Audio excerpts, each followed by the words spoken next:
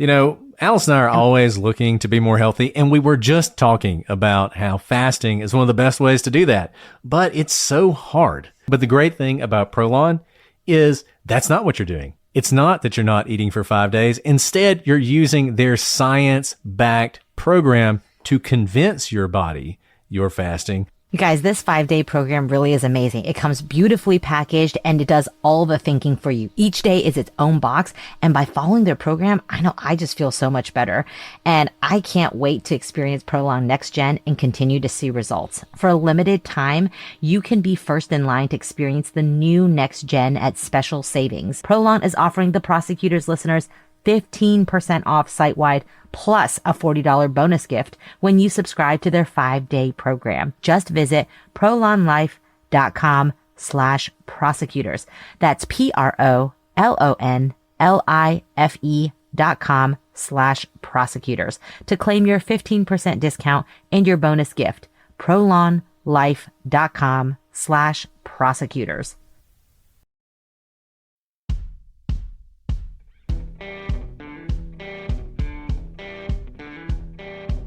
I'm Brett. And I'm Alice. And we are the Prosecutors.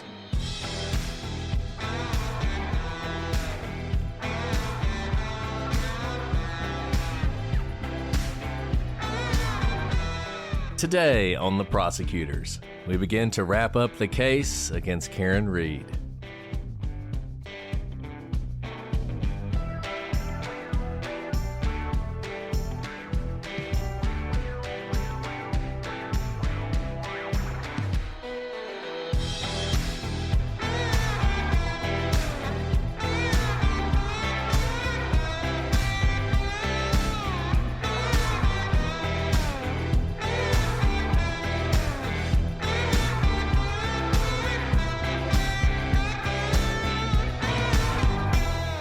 Hello, everybody, and welcome to this episode of The Prosecutors. I'm Brett, and I'm joined, as always, by my Dasamlega co-host, Alice. Dasamlega to you, too. Yeah. That sounds like an awesome word. I have no idea what it means. You could have called me something horrible, but it sounds great. Assuming that's close to the correct pronunciation, it means wonderful in Belgian. So, wow. Well, thank you very much. I currently don't feel awesome because I probably have a broken toe. But you know what? It's really, one of those things where you it's a concentration mechanism where you focus on something else to achieve something else. I'm focusing on finishing this case so we can get through it so that I don't think about my broken toe. There you go. There you go. If that tells you how I feel about covering this case. That's about the equivalent of this case, is breaking your toe over and over again, peeling off your toenails. It is kind of what it's like every time I dive back in. But with that, we still have so many witnesses to cover, including the defense's witnesses, which I think we'll get to today. I don't know. It's theoretically possible that we could finish today. Everything is theoretically possible. That's a good point. Good point, Alice. Way to rain on my parade. But the best way to get finished is to get started. So why don't we do that? We left off last time with Michael Proctor. And I don't know that anything else needs to be said about Trooper Proctor. Enough has been said already. So let's move to Brian Tully, who's also a member of the state police. And look, I do think this is one thing that's worth saying. Proctor was sort of the lead detective on this case, the lead person for the state police. I will tell you, having done a lot of these investigations, there's always someone who's the lead, and it's the guy who's in charge. But he never does this alone. There's always multiple people who work with him. And why that's important, if your conspiracy has to rest on one person, and if you have to believe that that one person could manipulate a lot of evidence, and you only want to blame him, that's actually a really difficult thing to do. The other people who are working with him, in this case, Brian Tully, Trooper Buhenick, they would have to be involved at some level because they would at least see this stuff happening. There's no way you could pull off any kind of frame job as an officer, as the lead officer, and the people who are working with you not see it as well. So I think that's one thing that's important to note as you're going forward here. If you think that Proctor is doing this and he's doing anything more than discrete things, it's one thing if you thought, sort of O.J. Simpson style, he's dropping a bloody glove in the right place, and you think that's what he did. Okay, that's one thing. Maybe he could pull that off. But in this case, you really have to believe that Proctor's doing a lot of different things to make this work. Well, if he's doing that, he needs some help. Now, maybe you think he's getting that help, but I think it's at least important to acknowledge that these people would have to be involved as well. So Brian Tully, he is going to testify. Now, he is someone else who Trooper Buhinick brought into this case. He spoke with Canton on the 29th, and at that time, the Canton Police Department agreed to recuse. They recognized that the fact that they had a member of the Albert family who was a detective in their department meant they should recuse. Which, by the way, is something I think they don't get enough credit for. If you believe this is some massive police conspiracy, the fact that Canton did the right thing, I think has to factor in at least somewhat. Tully is on the scene at 5:30 p.m. The investigators at that time were shoveling through the snow, which we talked about earlier, that the team who arrived to search this scene is on scene at the time. And they're looking for these taillight pieces in O'Keefe's shoe. They would find that shoe. It apparently had been thrown some distance from where O'Keefe was found, which, by the way, is consistent with a pedestrian strike. If you guys remember all the way back to Maura Murray. In Maura Murray, we talked a little bit about the Patrice Vassy issue and whether or not she was somehow involved in his strike. He was a pedestrian who was hit. When he was hit, his shoes were thrown off of his body. So they find this shoe, and it is a little ways away. He also looks at video from the Canton Library and a local synagogue. And these two videos are interesting because they show Karen Reed driving towards the Waterfall Bar the morning of the incident. Then the video shows her driving towards Fairview at around 5:18 a.m. She would arrive at the McCabe's house at 5:35 a.m. Given the distances, this time lines up with her first going to the Fairview Road location. Now, why is this important?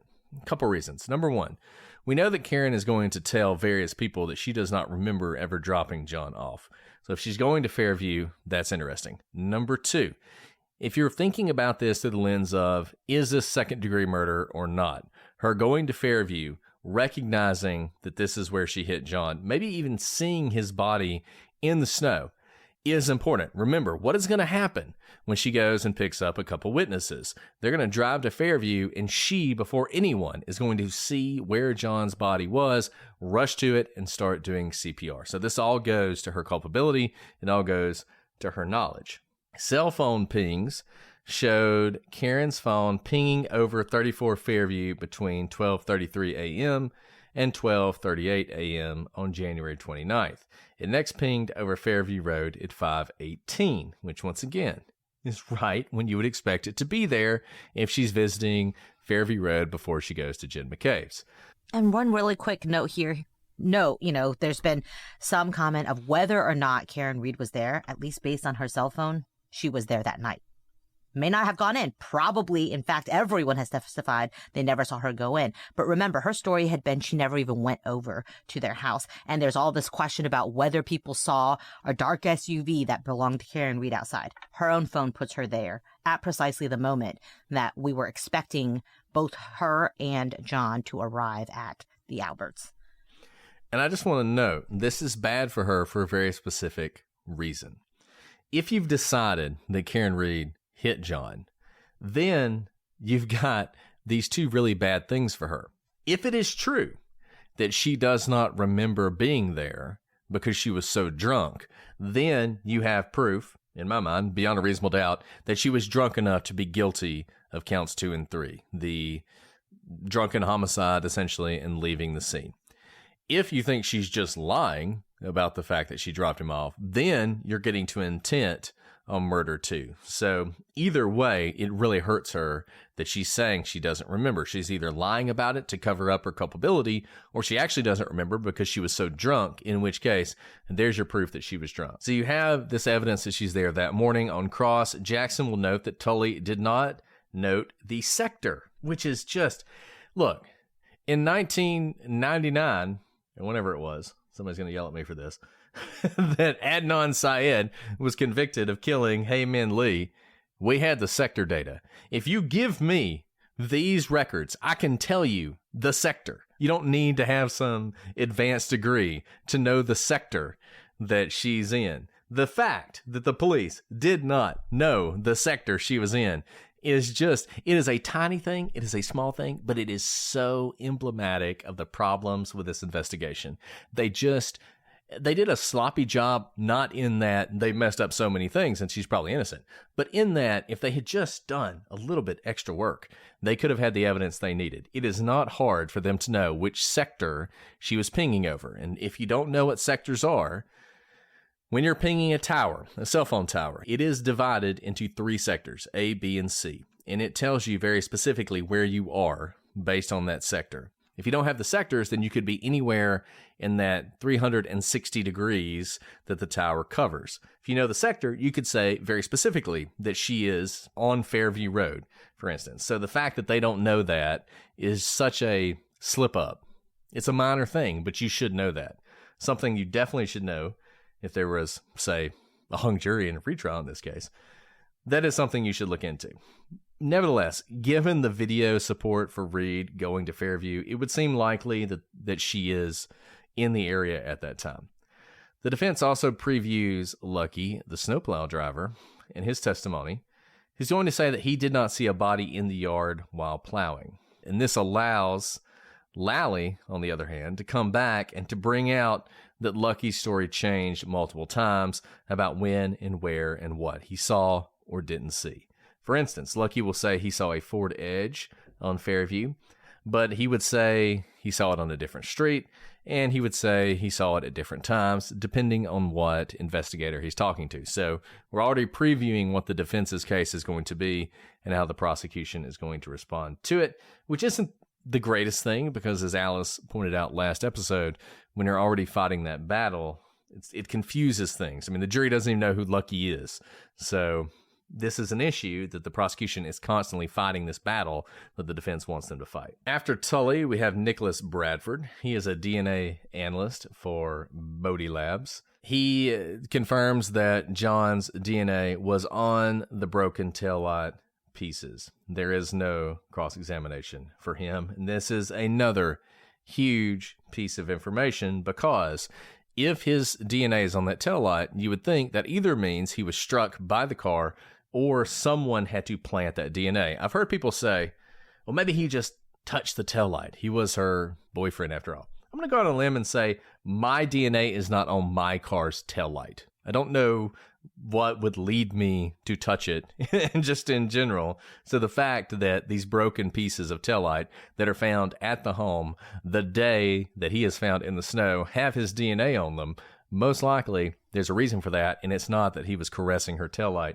as he walked by that morning. And his DNA isn't on just the taillight. It's on the broken pieces of the taillight, which is relevant because either he was there at the time that they broke, in which case it's part of the impact, or he touched them after the fact, which is a little confusing as well, since we know that the time period in which this taillight is broken is obviously questioned. It's not like this taillight has been broken for weeks, for example, and he did go look and see if, is this something that we can tape up, or, is this something I can do? This happened within that time period in which he is going to be in kind of this grave state, nearing and then ultimately dead. And one thing to note just on order of witnesses, because remember, we talk about this a lot. Order of witnesses matter for storytelling. I honestly get a little bit confused when you have like 10 different officers finding taillights and different parts of the evidence spread out across like 3 weeks worth of testimony. Obviously, there's a lot of people, and we've always talked about how you need like firsthand knowledge. I don't know that you need every single person that found every single piece of taillight to like testify interspersed throughout the trial. But what I do think is very effective, and Brett's about to go through this, is to have all these forensic people back to back to back to back and say something very short. I would try to make them as short as possible. DNA on taillight, boom. Hair, boom. No dog DNA, boom.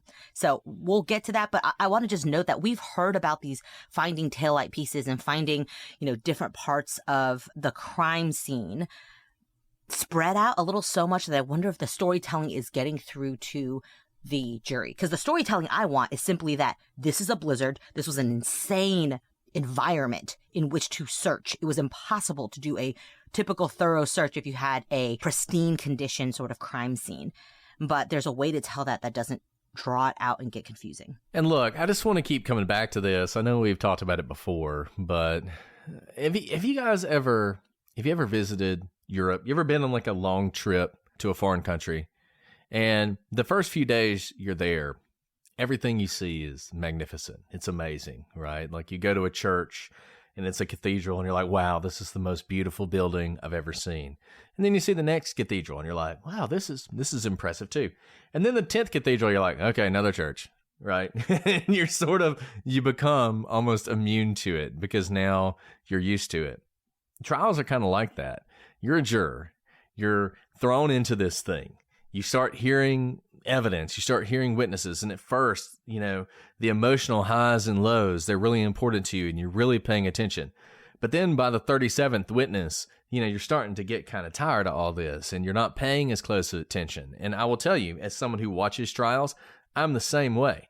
When I start watching a trial, those first few witnesses, I'm really paying attention. I'm taking these detailed notes. But then it's like, oh my goodness, I'm just ready for this to be over with. These witnesses are so late in this trial. By this point, the jury has been through the emotional ringer. They have heard the ups and downs of the possible conspirators. They've been through the Proctor thing. Like they've been through so much. And now all of a sudden you've got some very technical people talking about DNA. This kind of evidence would have been so much more powerful week one. You bring this in week one, it's having a massive impact on that jury as they're listening to it. By now, who knows how close of attention they're paying? And just the way this whole trial was structured, I think, was a mistake. And I think you see that when you talk about these witnesses. So you have that first person who testifies. And another thing I'll point out, it is always tempting to attempt to rationalize away things, particularly if you have sort of a bias coming in. And a lot of people, they came into this case, they'd heard the reporting, they have deep suspicions of the Massachusetts State Police for lots of really good reasons, and the Canton Police for lots of really good reasons, and the Boston Police for a lot of really good reasons. And when you have that, when you're already predisposed not to believe anything the police say, your tendency is to kind of rationalize things away. I see this. I mean, my tendency when a defense attorney is bringing up stuff is to rationalize it away, to figure out why they're wrong.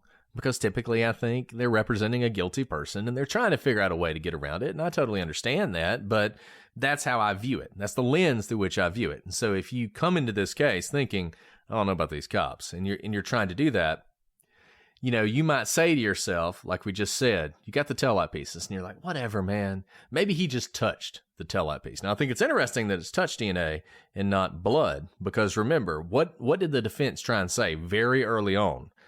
They had those cups full of snow with the blood in it, sitting there in the Sally port with the car. The whole implication there is, well, if you see a DNA on the taillight, it's probably because they dipped it in the blood. Well, they didn't do that because there's not blood DNA on the taillights. So they planted that seed in your mind, but it's one that the evidence doesn't actually bear out. But nevertheless, you're trying to rationalize that away. The thing is, when you see stuff stacked on top of each other, it makes it harder to do that. So initially you have the taillight pieces. Then they bring in Tess Chart. Now she is someone else who's from Bodie. She tested the hair on the bumper. We've talked about this before. There was a hair on the bumper. It was probably frozen onto that bumper. And it was consistent with John. And in fact, 99.8% of the population could be excluded. And much like Nicholas Bradford, there's no cross on this because DNA is one of those things that's really hard to push back on. It's really hard to defeat that. This hair was John's hair. Now, you may want to say it was planted there, but now, once again, you're having to rationalize that John probably touched that taillight for some reason that just so happened to end up in the yard, and then his hair was planted on the bumper or just so happened to end up on the bumper where you would expect it to be if he was struck by this car. Then they bring on Andre Porter. Now, he's a state crime lab guy. He is going to do sort of the same analysis. He's going to find that the DNA on the taillight was a 3-person mixture, one of which was John. Didn't know who the other two were. Who knows? Bartender, could be any number of people. Wasn't any of the investigators, wasn't any of the people involved, but one of them is John. DNA on the broken drinking glass is going to show the same. So you have to wonder if somehow there's some cross-contamination. So you have this 3-person mixture on the drinking glass. 3-person mixture ends up on the taillight pieces as well. In any event, there's no cross. Imagine if there's a collision. Exactly. There's a collision. Exactly. So you see that sort of transfer. There's no cross on this person either. So you got these 3 DNA experts who are all difficult for Karen. No cross on any of them. Yeah, there's really not much to say there. And there's additional kind of experts coming up. So next is Jessica Hyde, and she is a digital forensic examiner. Now, Hyde has quite the resume. She worked for the intelligence community, the Marines, and has trained the U.S. Secret Service on forensics. She's a professor of digital forensics and editor of various journals on the topic and has worked all over the place. All to say is, no one's really challenging her expertise here. She is very, very qualified. She's the one who teaches people how to do this kind of forensic analysis. And she is the one who examined Jen McCabe's phone. First, obviously, a huge deal is how long does it take to die in the cold search, right? And she debunks the claim that McCabe deleted the search how long to die in the cold, or how long to die in the cold. In fact, the notation deletion from the database refers to when a user closes a tab on a device, which, if you're like me, I leave lots of tabs open on my phone, which ends up causing my phone to run really slowly until I mass delete, all the tabs and all the open windows. So that actually makes a lot of sense as to what happened in terms of timing there. And so in that search, McCabe made a search at 2:27 about her daughter's basketball team. This is the same time, remember, that the defense claims she searched how long to die in the cold. And if Jen McCabe searched that at 2:27, that fits really well into the conspiracy, because obviously she's not supposed to have seen John's body until closer to 6 a.m. So why would she be searching how long to die in the cold at 2:27 unless something happened closer to 2:27 or midnight, when John came in, was beat up, then dragged out to die in the cold. But what Hyde is showing essentially is we do know that McCabe did make a search on her phone at this time, but it was about her daughter's basketball team. And then the fact that this was the time the browser was opened, and it stayed open until 6:23 or 6:24 when 2 different searches were made related to how long it would take to die in the cold. I also do this, use the same tab, whether on my computer or on my phone, to make additional searches, right? Like I don't open up a new tab every time I search. And that's essentially what she's saying happened here. The defense briefly crossed, but it was really ineffective and it was short. To their credit, they didn't stay too long on this because I think she was so credible, and it made sense to the jurors, I think, who heard it, to say, oh, I understand how tabs work and that you don't necessarily close a tab every time you finish searching or open a new tab every time you make a new search.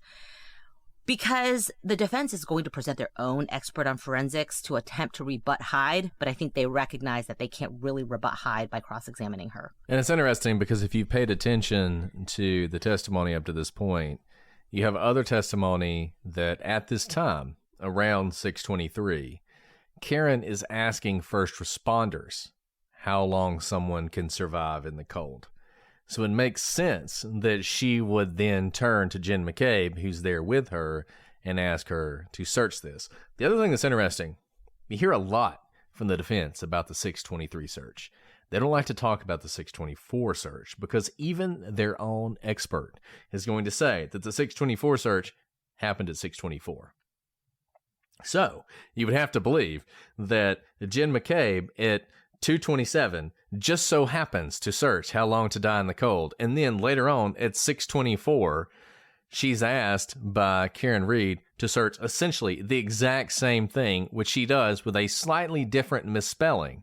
And that's what happened. Not that first she searched hose long to die in the cold. It didn't go through. Then she searches again a minute later, something slightly different, also misspells it. Why would she do that?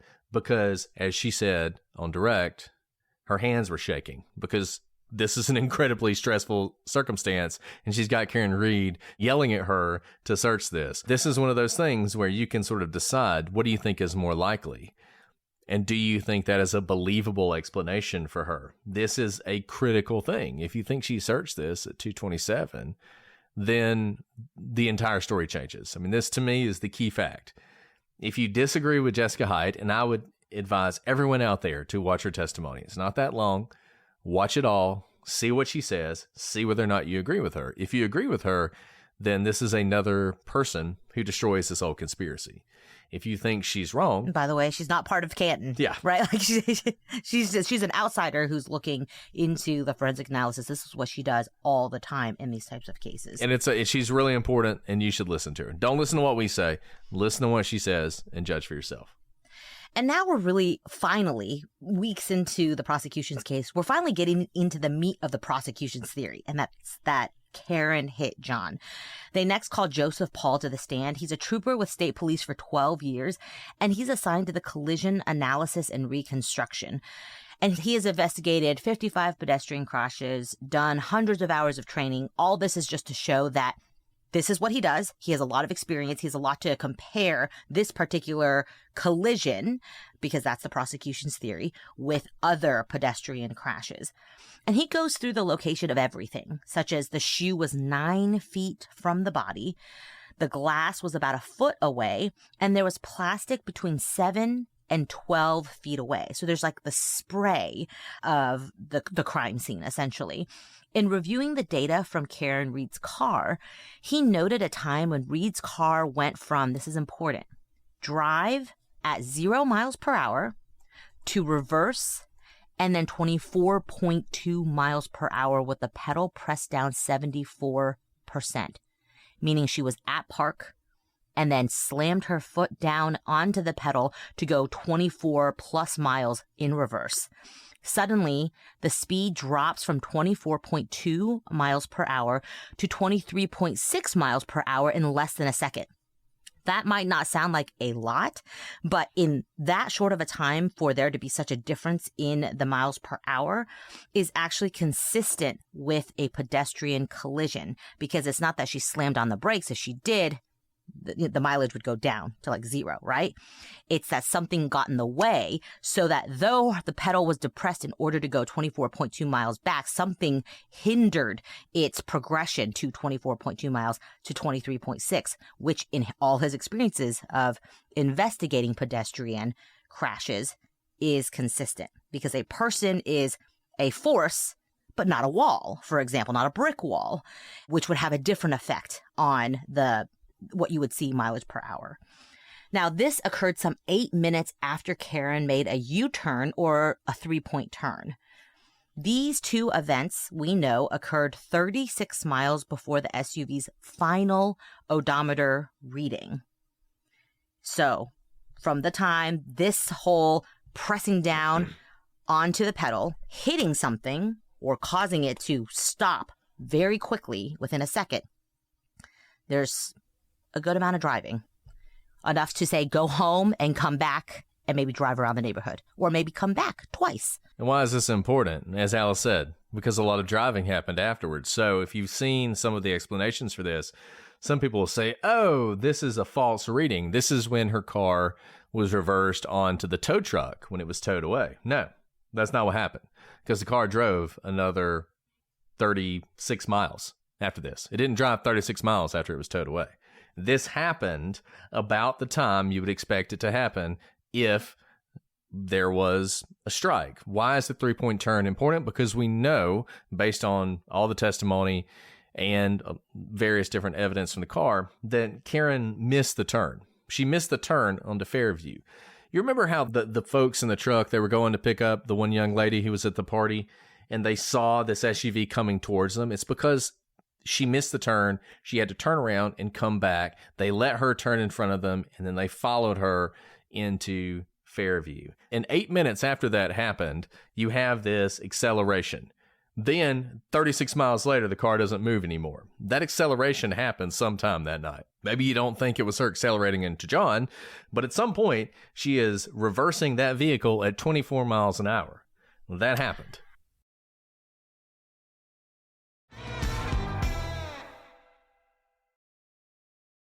This message comes from Greenlight.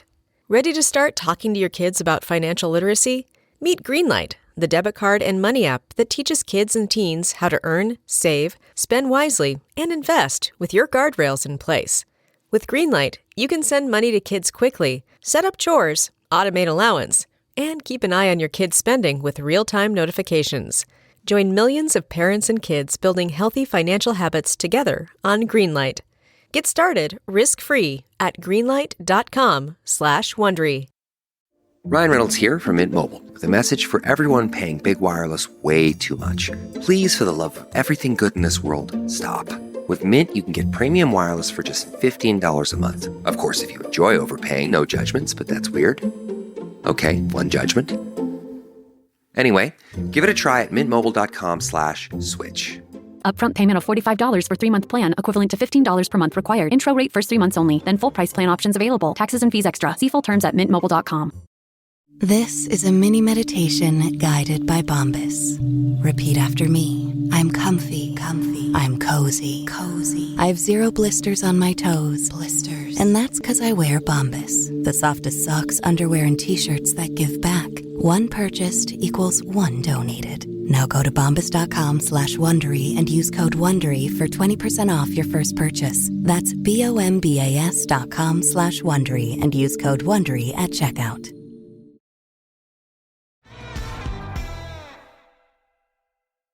And one thing, I've been thinking about this a lot. The 24 miles really sticks out to me. I typically park like in a parking lot by pulling in first, so I always have to reverse. So today, all day today, I know we were going to record this particular part of the trial. Every time, you guys can guess where I was parked today. I was parked at Costco. And as I went from park to reverse, I just kind of paid attention to what my natural depression of the pedal was without, actually meaning to go fast or anything. Costco, those of you who've gone there, is a very busy parking lot. Very different than a driveway, but here we're talking about a driveway that is in a dark place while snow has begun to fall. And it's dark enough that we know, or we can basically figure out, that Karen missed the turn at some point and made this U-turn, 3-point turn to come back to it, right? I went about 5 miles per hour going backwards, right? No one was behind me. And the depression of the pedal was something like, I don't know, much less than 15%, 10%, 15% of depressing the pedal to back out of my parking spot and then drive forward. Nowhere near 24 miles per hour. I would just say, in your own life experience, if you drive a car, pay attention to how you back out of spaces in the next day or so, and to imagine what it would be to press your pedal down 3/4 of the way to the floor, and what it would feel like to go from 0 to 24 miles per hour going in reverse in the dark in the snow when maybe someone's behind you. And so here we have Paul testifying more about what happens next. So he says that the SUV didn't run over John. It's not like he went under the car, and it didn't strike him directly. Rather, it hit him in a side swipe manner, and it projected him to the left. Interestingly, and now finally so many of you guys have asked, how is the prosecution going to even go to frame of mind or intent for Karen Reed? Because so far we just hear that she's potentially incredibly drunk, which doesn't necessarily mean murder too. We're talking like a month into trial. Finally, we're hearing potential evidence to this.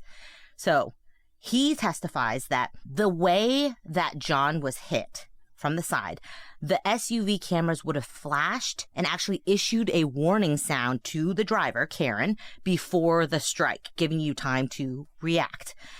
Now, Paul said the damage to the taillight was consistent with John's injured arm striking and breaking it, while the dent in the back of the car was consistent with the hand that held the glass. Paul suggested that the fatal injury occurred when John's head hit the ground. I just have to say, we've been covering this trial and we've gone through dozens and dozens of witnesses. This is the first time my questions are answered as to what the prosecution actually thought happened to John. We've heard autopsies and whatnot, but Brett, I really think this needed to come at the beginning to set the framework to understand, because once you understand, okay, I can envision what's happening. She is speeding backwards, and I'm thinking, whoa, why is this lady going 24 miles per hour backwards? And then all of a sudden, we have like the metrics from the car don't lie, right? We have metrics of the car hitting something, not a brick wall, but probably a person. And we have this image of a sideswipe being thrown and the spray of, the glass, the shoe, the taillights. That's quite a hit. And then you have all this forensic data of DNA, hair, John's hair, no dog. If it were in that order, you can imagine how it seems like this incredibly tight-knit prosecution theory that we're not hearing until a month in. I think this is a mistake because I've been following this and I was even confused until now what actually the prosecution thought happened to John. Yeah, and it was, we often say, we're in the middle of the trial, wait. Because you'll see people say this. They'll say, like, they haven't even shown how it happened. And we say, wait, be patient. But the thing is, they got a good point. It's like we've been going on for weeks and we're waiting to hear this. And you just think to yourself, why is this taking so long? And I hate to be overly critical and I hate to keep banging this drum, but the fact that it took so many witnesses to get here. And look, I'm about to talk about the cross, and it was a good cross, but if you had done what Alice said, you line all this up, maybe by the time you get to cross, the defense has lost already, and the jury doesn't even really care what they're going to say, right? I mean, I don't know. The structure of this case is so fascinating. It's a learning tool, or should be, for lawyers out there about how you present a case. There's a way to do it, and the way it was done in this case wasn't it. And this is precisely why again, yes, you could read this as criticism, and it is, but the reason we're telling you is oftentimes when people watch trials, especially if they're being streamed in real time and you're not a lawyer or you don't go to trial all the time, you just think that the way something is presented is just the way it's going to be. Like when you get a book and chapter 1 comes before chapter 2 comes before chapter 3, not so at the trial. You set the chapters as the prosecution. So you have utter control over what this story is, and it makes a huge difference, especially in a long trial. And one other thing that I've seen a lot of people say, I just don't understand how if his arm hit the tail light, how she could have killed him. Maybe it was the cold. Maybe that wasn't him. 24 miles per hour. That should have been what the prosecution pounded over and over. They should have gotten an expert or a police trooper into a car and done a test drive. You know how we all do those reenactions? What it looks like for an owl to attack you. What it looks like to try and flip a boat over with a human body in it. We do all these reenactments of what it would look like. I would get a body cam into a car and show the jury what 24.2 miles looks like from 0 in reverse and have it suddenly hit 23 point whatever it was. And what kind of a force it would put on the person in the car to show you this isn't some like, did I just hit a speed bump? No, it's something you cannot miss. This is what you're trying to get the jurors to understand, because these numbers may be amorphous, but when you are feeling it like a roller coaster, like a simulation, the jury can all of a sudden understand where we're starting to get to intent or potentially murder too, or something more than just, oops, accident, because I was a little careless and I didn't see it in my cameras. Right? You need to get past, oops, accident if you're going to bring a murder charge. And when you're going 24.2 miles, then you begin to understand how that type of a strike flies you to slam your head against the ground or a pole, and that can cause death. And you can see how that head injury is directly tied to the 24.2 miles and not just, I slipped in the walkway, which could happen. A lot of people have said that. What if he just slipped and hit his head and had nothing to do with Karen? Look, I wasn't there that night, but this is what the prosecution had to work with, and they had a lot to work with, and I didn't really hear it. And look, I want to say this in defense of the prosecution, because I think a lot of people have thought this, and that's this prosecution was dealing with something they should not have had to deal with them, which is the jury tampering that happened before the trial because of the work that the defense team and Karen Reed did with Turtle Boy to poison the jury pool with, frankly, a lot of misinformation that would have led the jury to walk in thinking there might have been a conspiracy. And you want to start without that. You really want to have jurors who don't know anything about the case so that they can weigh the evidence. But I get it, and I can understand if the prosecution thought we have to defeat the conspiracy first. We got to defeat it first, because if we don't defeat it first, the whole time we're showing all this evidence, they're just going to be thinking, well, yeah, but I've read Turtle Boy's blog, and I know there's going to be a conspiracy theory that's going to be discussed. So I'm ignoring all this until I hear about the conspiracy. And I get it. That's tough. And it shouldn't be that way. And it's something that we've talked about a lot. And it's the corruption of the judicial system in a lot of ways. The prosecution thinks they have to defeat a narrative that's been established outside of court before they even walk in. And so that is a difficulty. And we're not ignoring that. But I think you almost have to. I think if you're the prosecution, you almost have to just assume that the jury is going to do its duty, because if you don't make that assumption, you will fall into this trap. This was a trap, and the prosecution fell into it, maybe for perfectly legitimate reasons, but I still think they fell into it. And once they fell into it, then they were stuck in that muck, in that mire that these people had created before the trial even started. And they struggled in it the whole time. So on cross-examination, Jackson really shines. And this is an example of what a good defense attorney can do with an expert.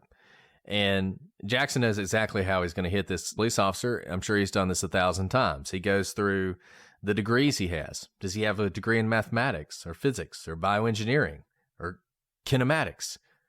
The answer is no.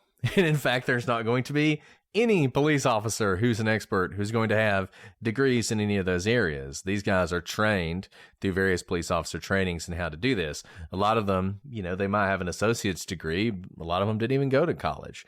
They're not experts for hire. They're police officers. But Jackson does a really good job of making hay out of this. He does one of the things that I hate, but you see it all the time, which is like the quiz, where like all of a sudden he just quizzes him on various terms.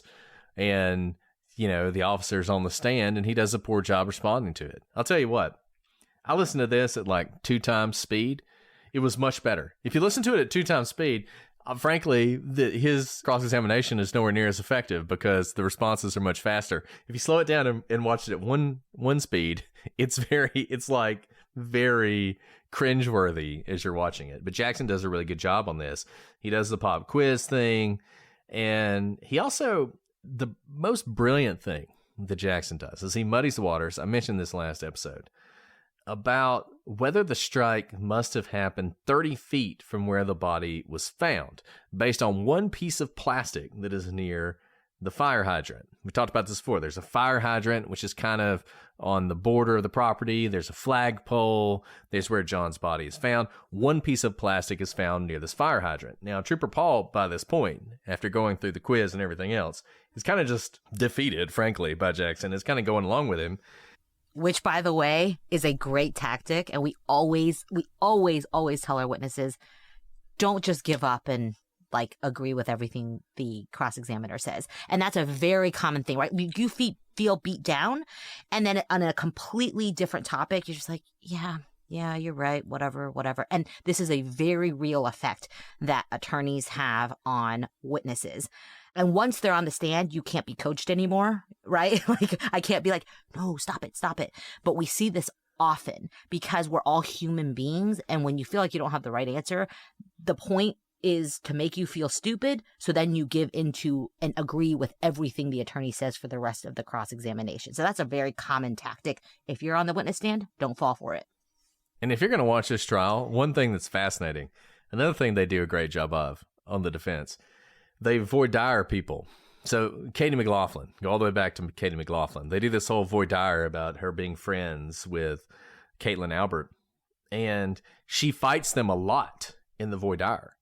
But then that ends, and all of a sudden, we're asking the same questions in front of a jury. Now she knows what questions are coming, and she's actually much more receptive to their questions. She answers their questions in a much more agreeable way the second time around than she did the first time around. And it's a fascinating thing to watch.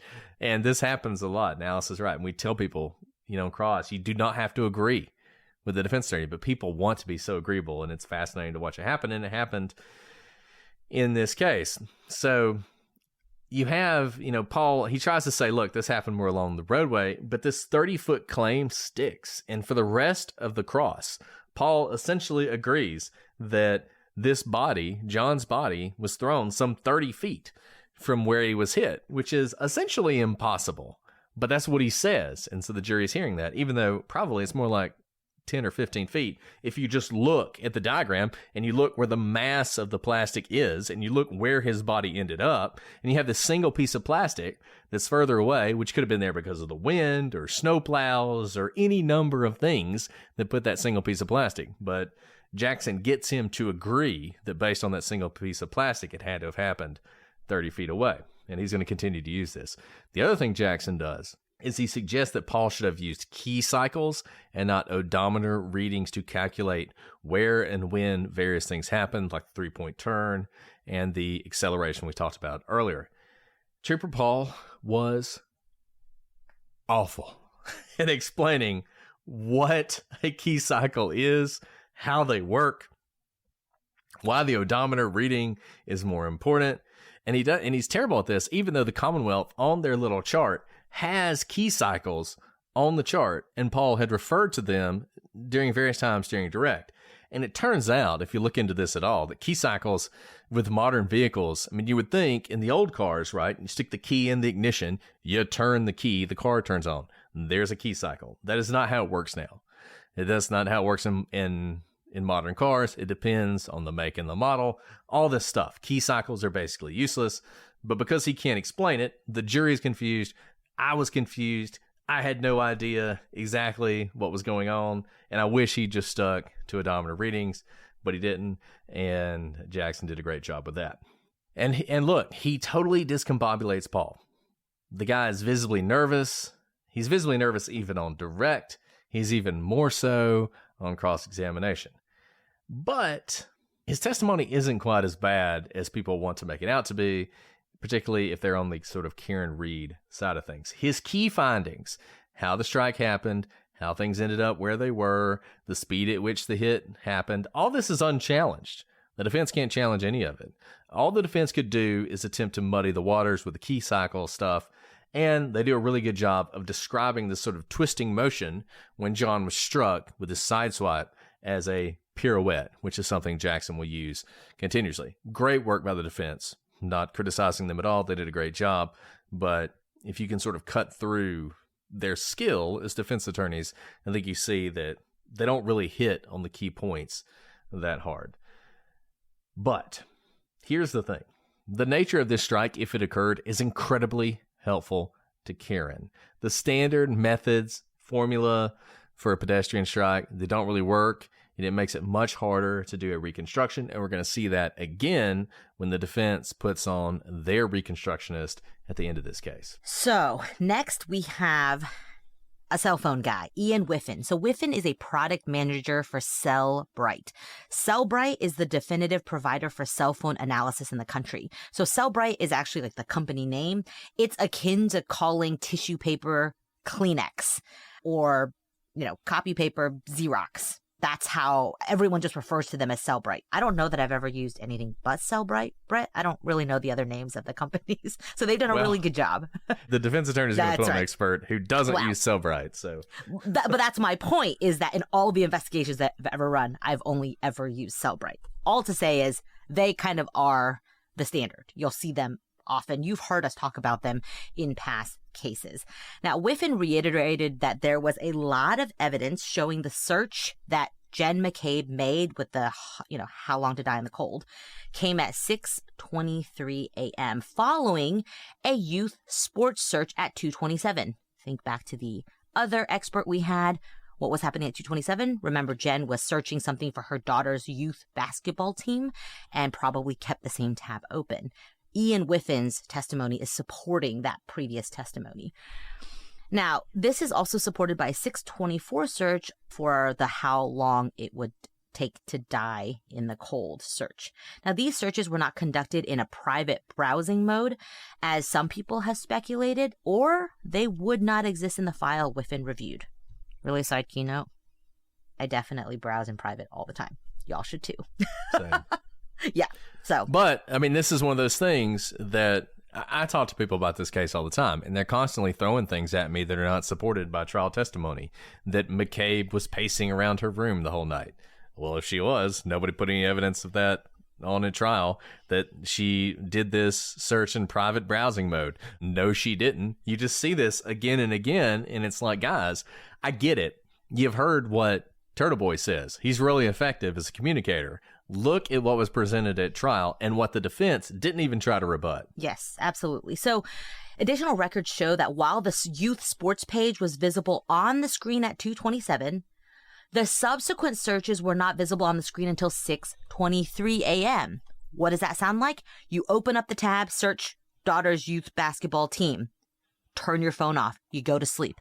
When you wake up to getting this frantic phone call from Karen Reed, did I hit him? Did I hit him? You find his body at 6:23. You open your phone back up, go to search browser because Karen's saying, search how long it takes. How long does it take to die in the cold? You pull up that browser. It was the first browser on your phone.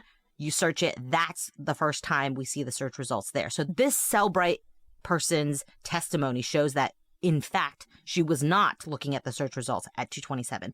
By the way, if you've ever stayed up all night searching something, you may see lots of searches, for example, maybe multiple tabs. But we see basically nothing on that search tab between 2:27 and 6:23 a.m. Now, since January of 2022, there was no evidence of any records on Jennifer McCabe's phone being deleted. So that's going against, again, the defense's theory that she must have deleted certain things to hide the conspiracy.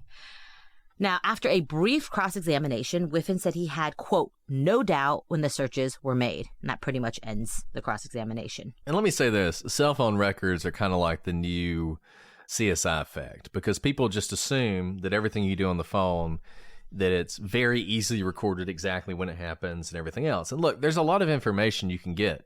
And if you know how to look at it, you can find out this kind of stuff. But there's going to be things that may be misleading at first glance.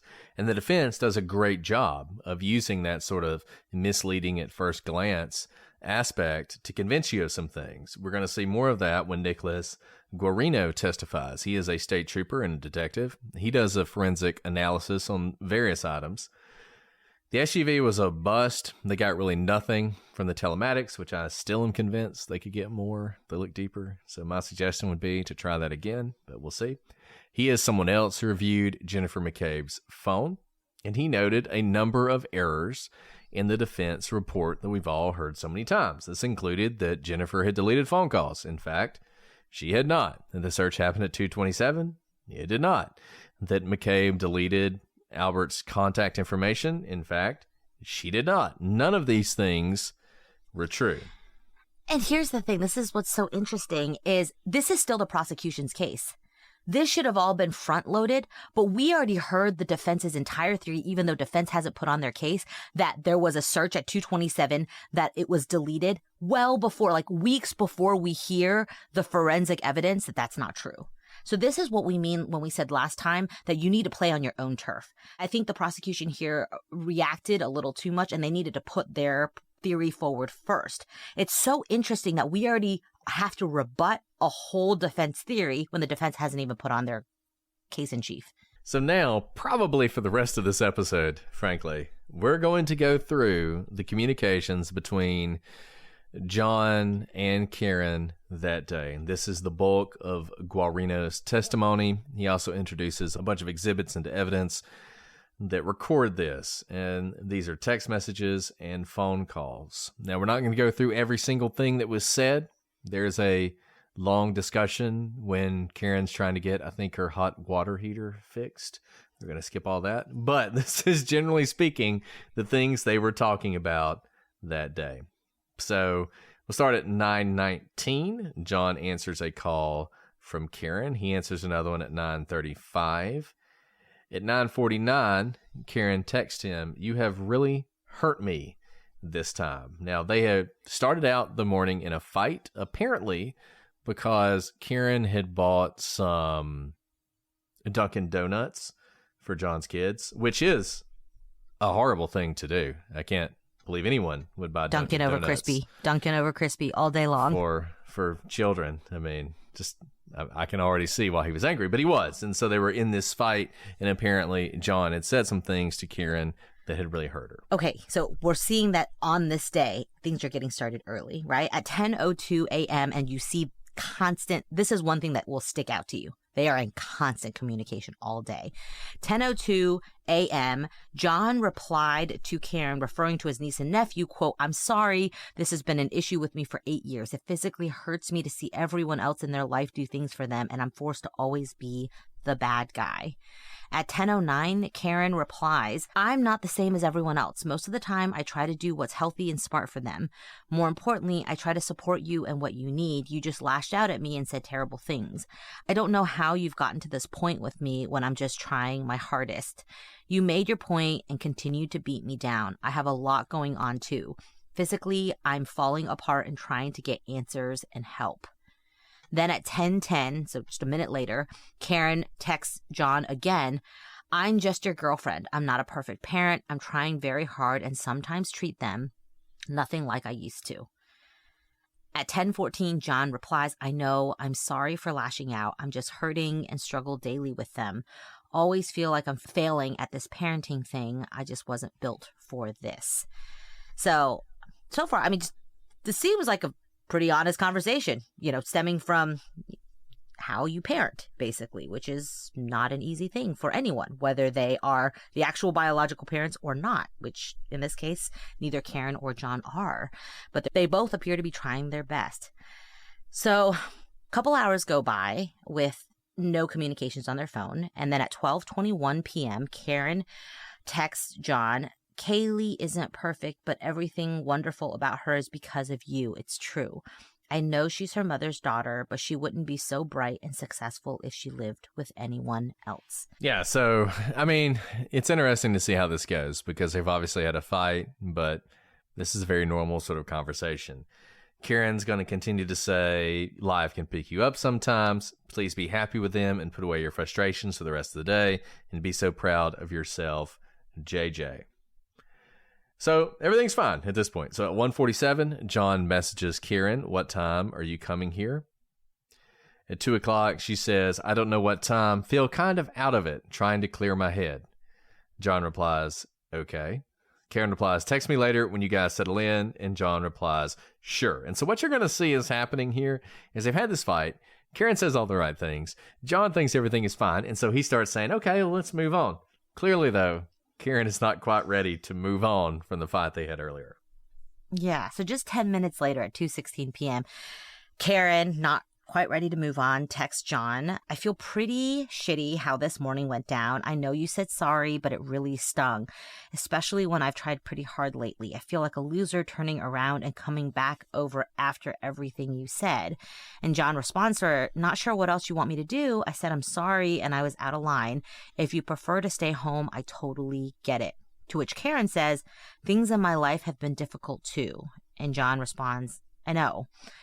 John then answers a call from Karen, and then about, 7 minutes later, John rejects a call from Karen.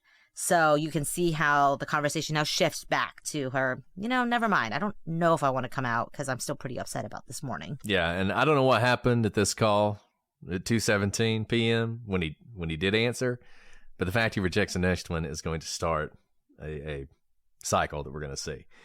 At 2:25, Karen messages and says, tell me if you're interested in someone else. Can't think of any other reason you've been like this. Now remember, this is shortly after the trip to Aruba where she'd blown up on him over another woman. And at this same time, she's texting with Higgins, sort of flirty texts.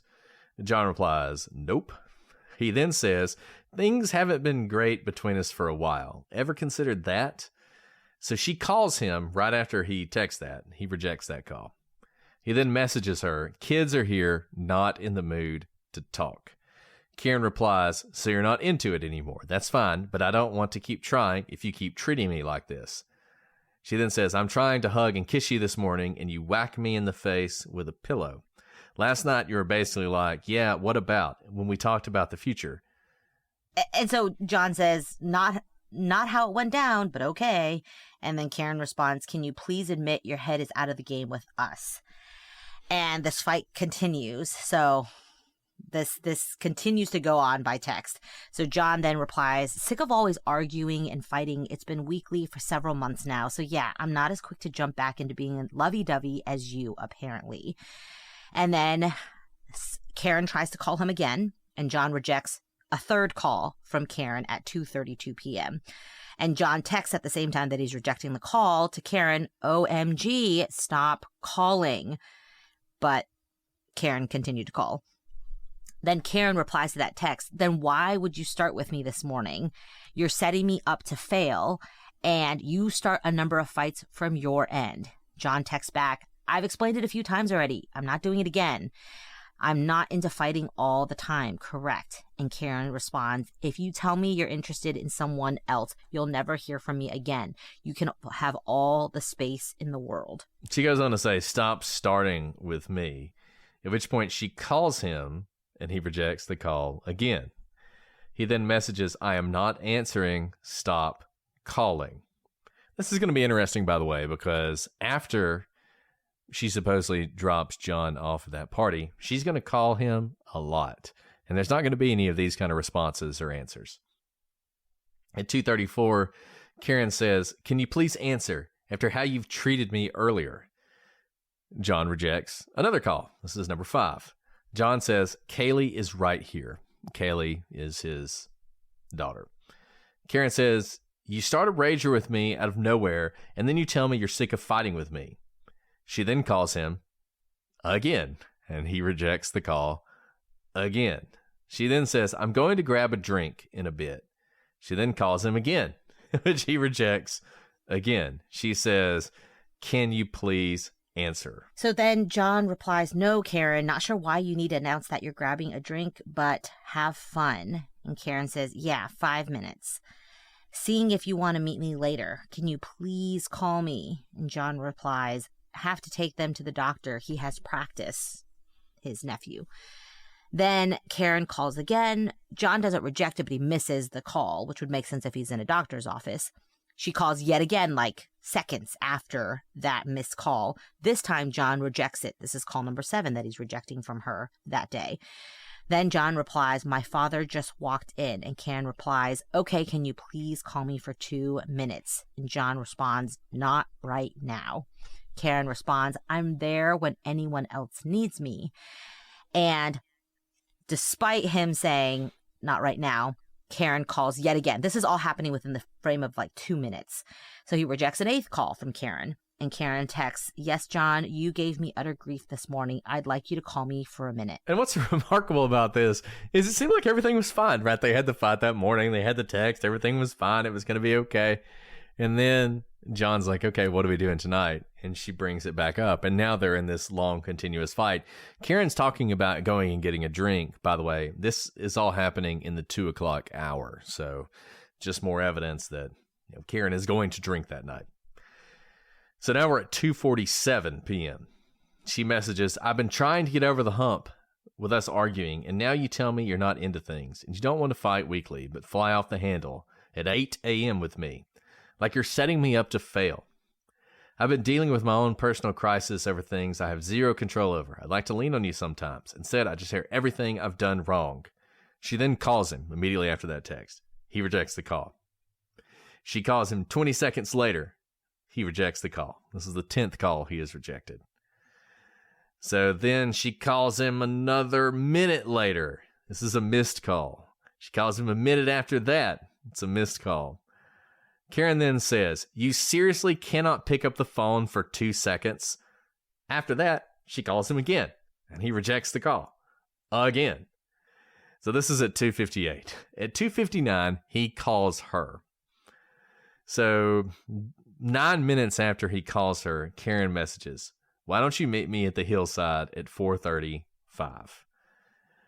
Or whenever you get everyone settled. So apparently in this call, they had sort of worked out whatever was happening. And now back to John's original question, 10 rejected calls ago and a lot of fighting. This is what she's doing that night. Why don't you meet me at the hillside at 4:30? She then... This is part is kind of strange. So at 3:32 that day, Karen sends John a Facebook friend request, which I never knew that Facebook friend request was going to be so important in a murder trial. But this is the second time it's come up. We know how important it is that you be friends. And apparently they weren't friends at this time. So she sends him a friend request and a message reading, hello. John replies, hi.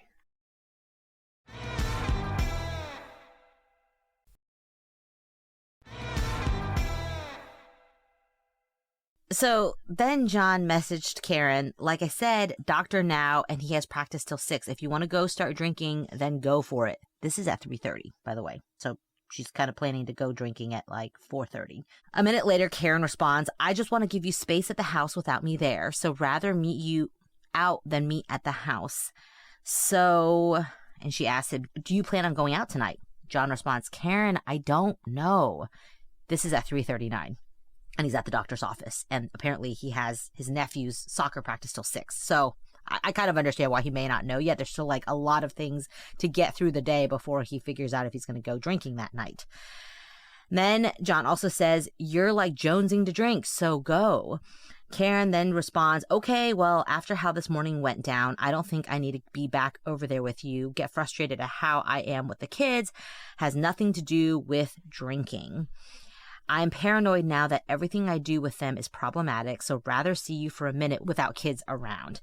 John responds, what's your plan? This is about 7 minutes later, so it sounds like he did not respond to that whole, like, you know, emotional outburst, I guess, from Karen. He kind of lets it lie, but then now he's trying to figure out, you know, what is your plan? Are you going to go drinking? Should I meet you somewhere? What's happening? And John then says, we just got home this is an hour later. We just got home, waiting to see what Papa decides here, or else I have to get Patrick at 6. Then John responds, so still home? And Karen responds, yes. At 5 o'clock, John messages Karen, so are you staying home or coming here?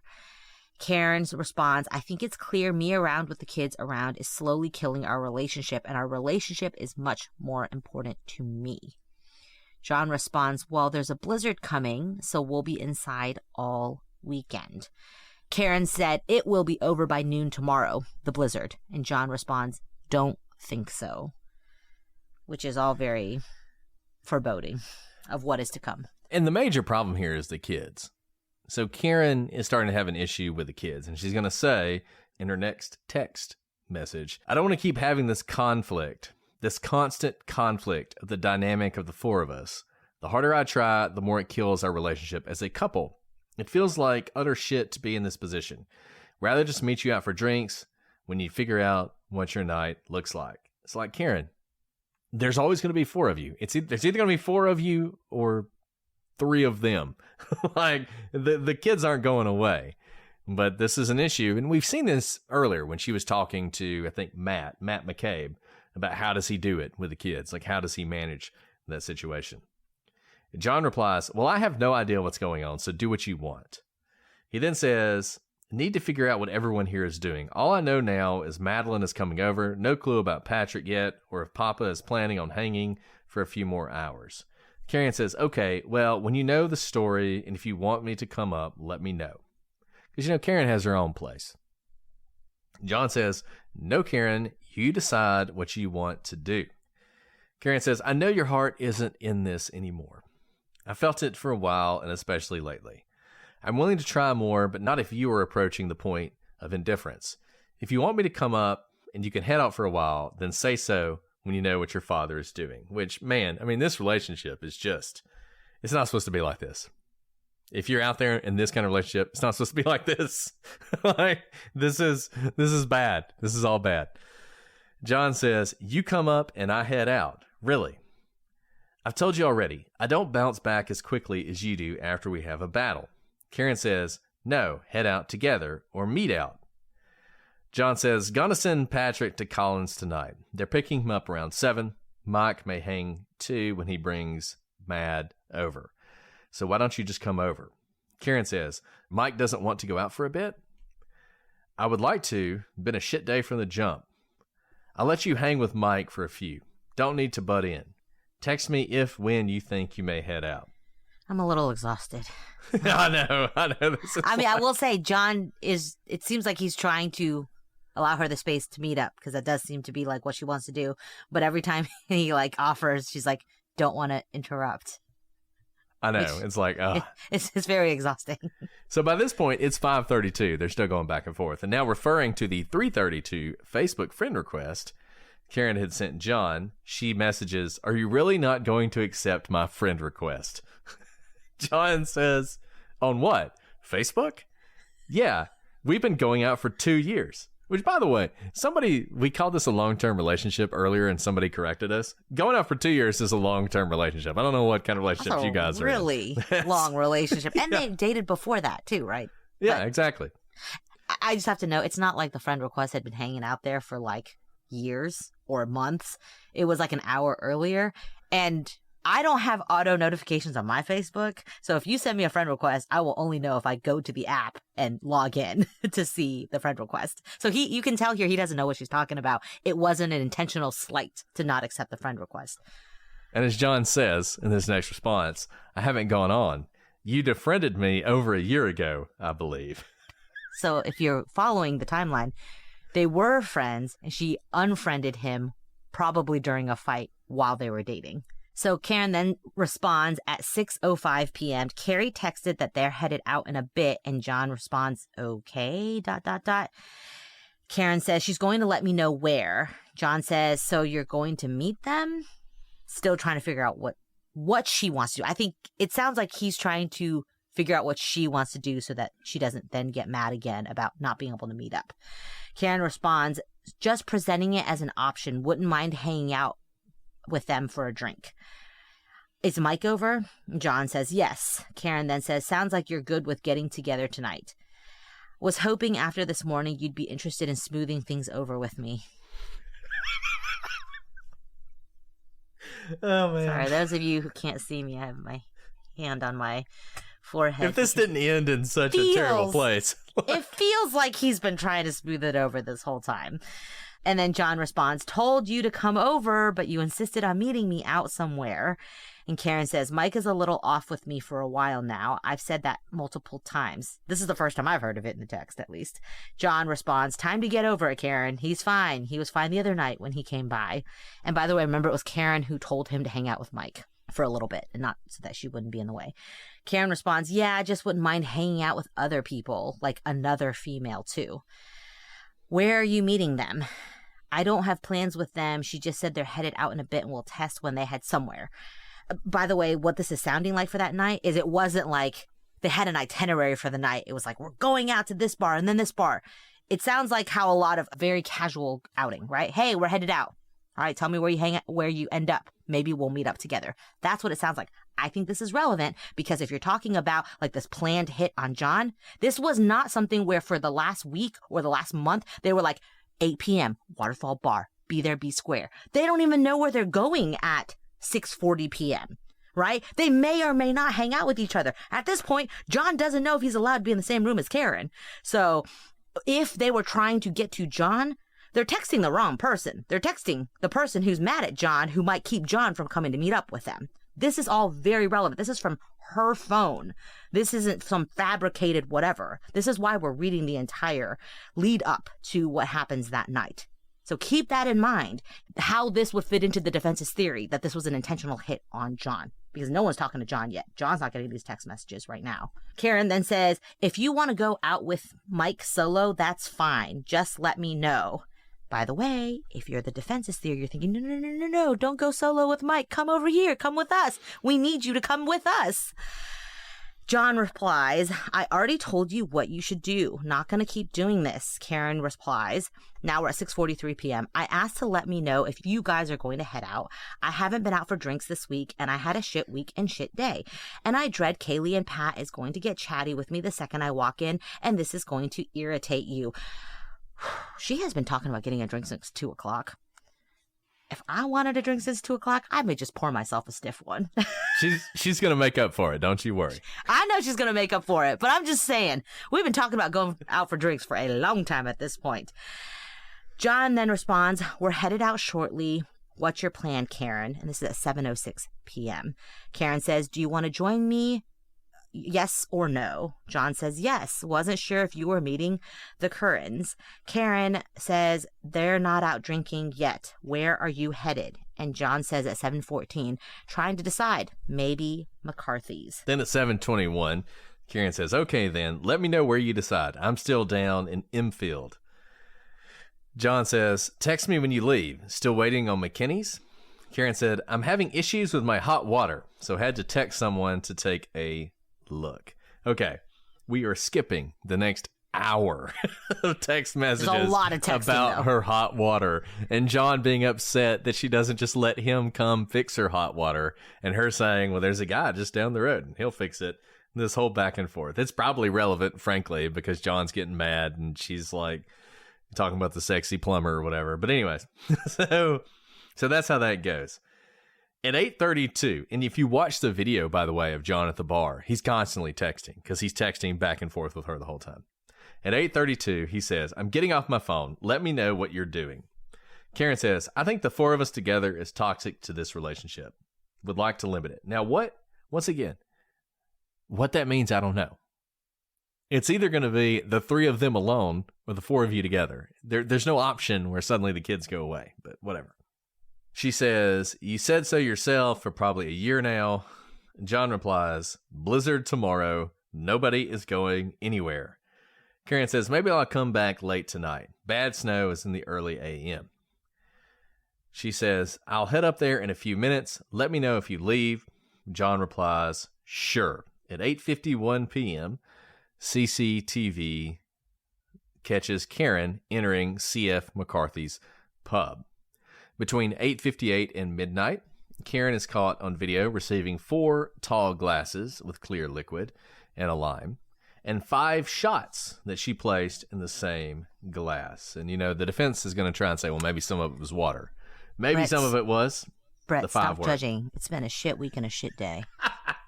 And let me just tell you, so from 9 to midnight, that's 3 hours. She's having 4 tall glasses with clear liquid and 5 shots.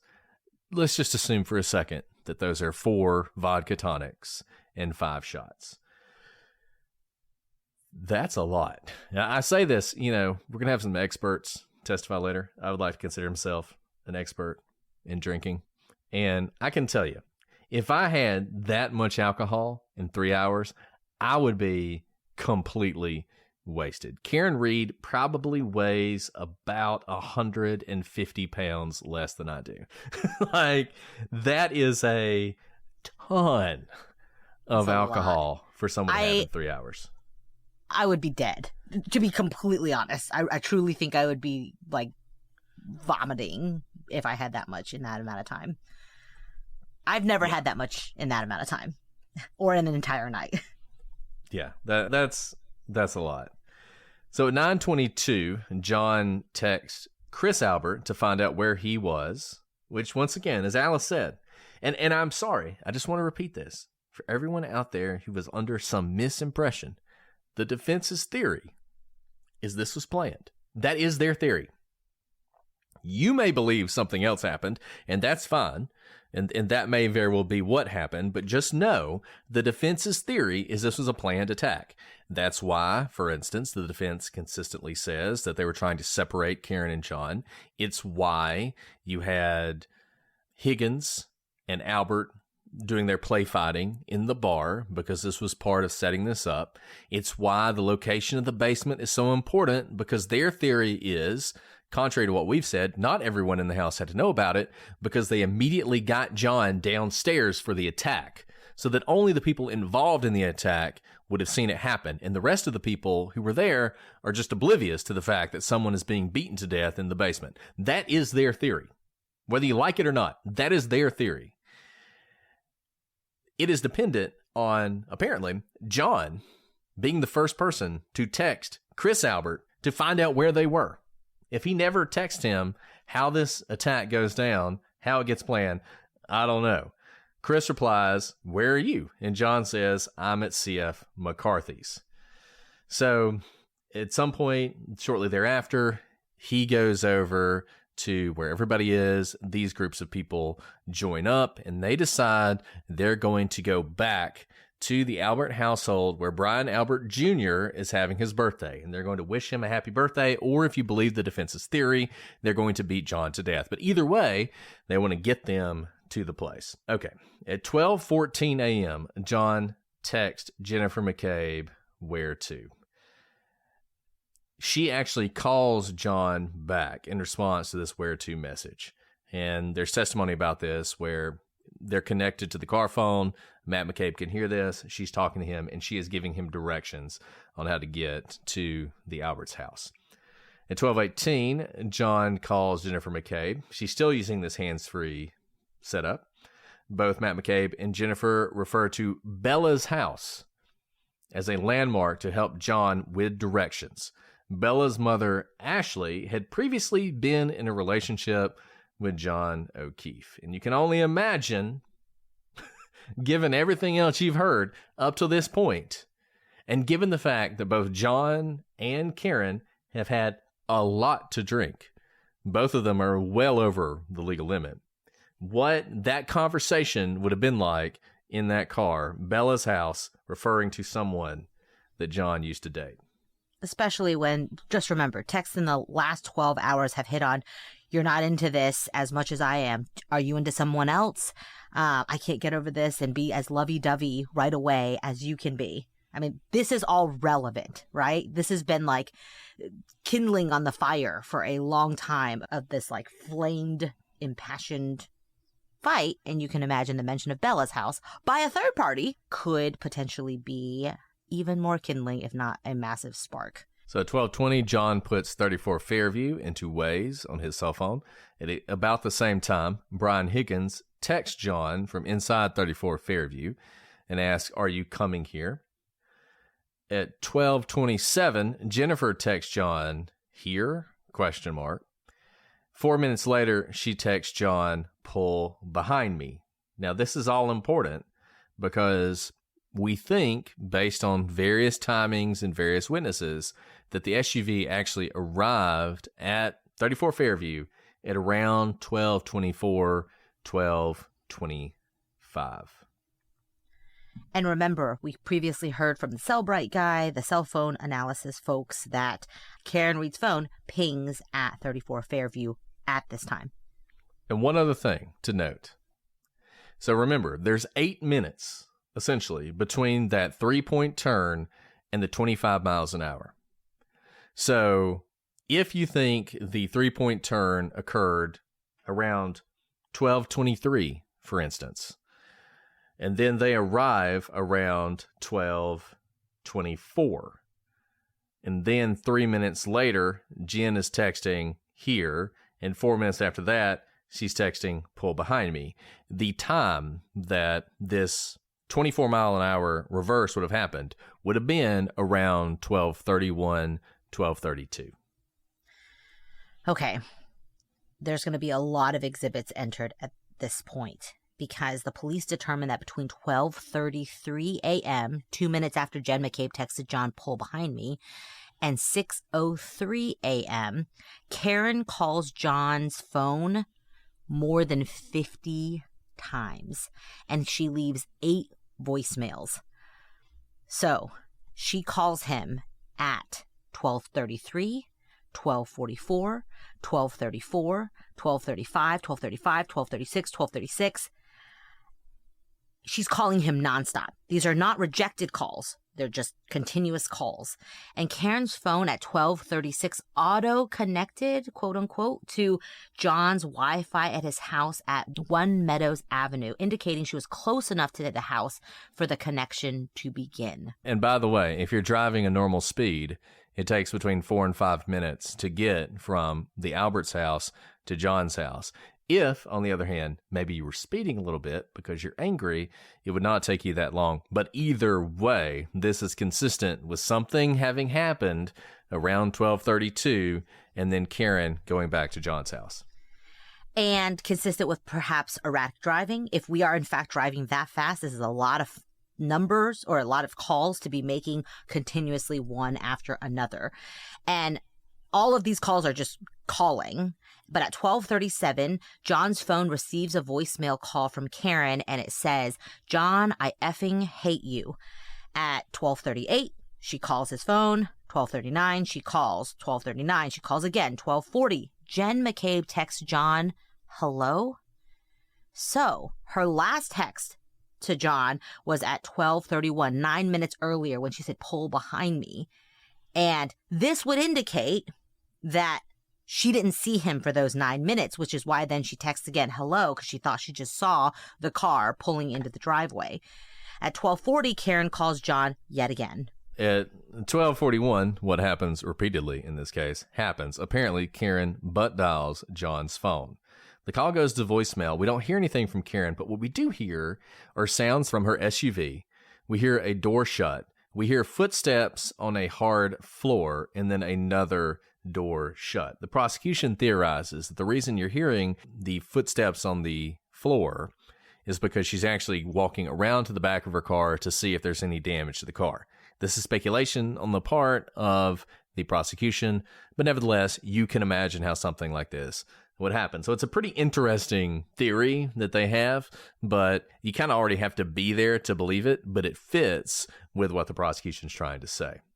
At 12:42, Jen texts John again, "Where are you?" At 12:45, she texts John, "Hello?" So she's looking for John. This 12:45 call, one of the mistakes the prosecution made is they essentially, I think what they were trying to say is that by 12:45, John had been hit. But by saying 12:45, this became a time in people's head. It's kind of like the Adnan Syed case. This is what they laid out, so people hung on to this. This was over, well over, by 12:45. Jen's going to testify. She didn't see the car at this point, but she doesn't understand why John never came in, and that's why she's texting him. Recall, if it is true that John came into that house, then you have to believe that Jen is texting all of this knowing that he's there, which means either the premeditated attack is happening and she's trying to cover it up, or if you're in the accident camp, and this is important, if you think an accident happened and she's trying to cover it up, she started covering up that accident very shortly after the SUV arrived. I mean, basically, John had to walk into this house and fall down the stairs and get attacked by the dog almost immediately for this to make sense. So it doesn't really fit with that. Well, it just so happens if she is doing that, amazing that Karen's phone and her black box on her car happen to be matching something that could be an accident. So this is like very well orchestrated that somehow she's also able to be pulling back at 24.2 miles per hour in reverse, stopping as if hitting a person. All it happens right at the time that this cover-up is happening. And remember, earlier on, when she was calling and texting John, even when John was with his kids and did not want to respond, he was rejecting her calls or he was responding and saying, "I don't want to talk to you right now." During this set of calls, there's no rejection, there's no text messages, nothing. The phone is just ringing. At 12:55, she messages John, "This is Karen. I'm going home."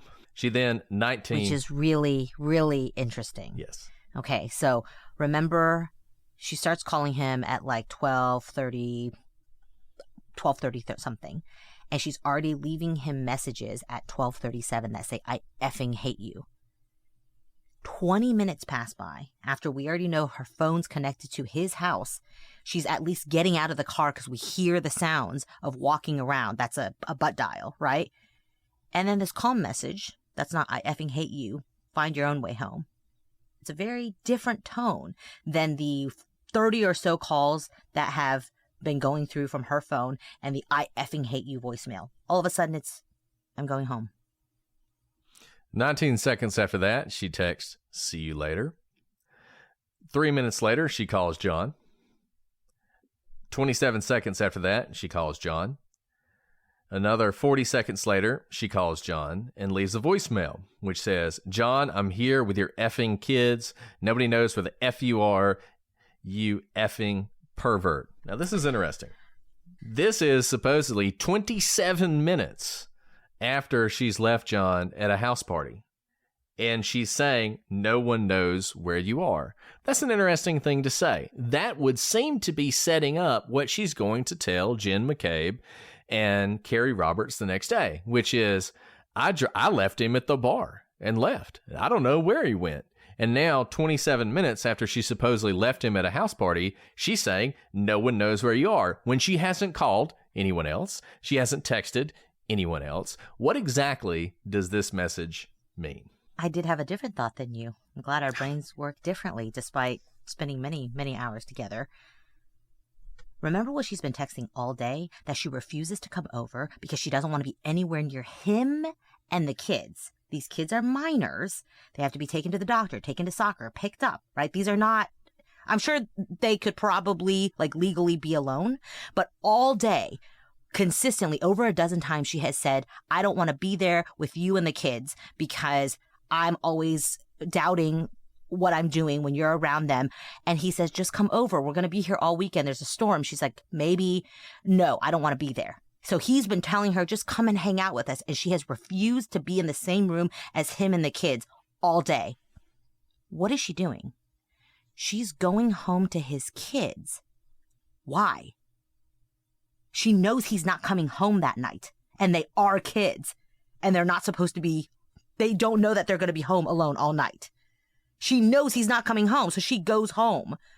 I mean, this just blows my mind when I see the kind of entire day of her refusing to be anywhere near the kids with him.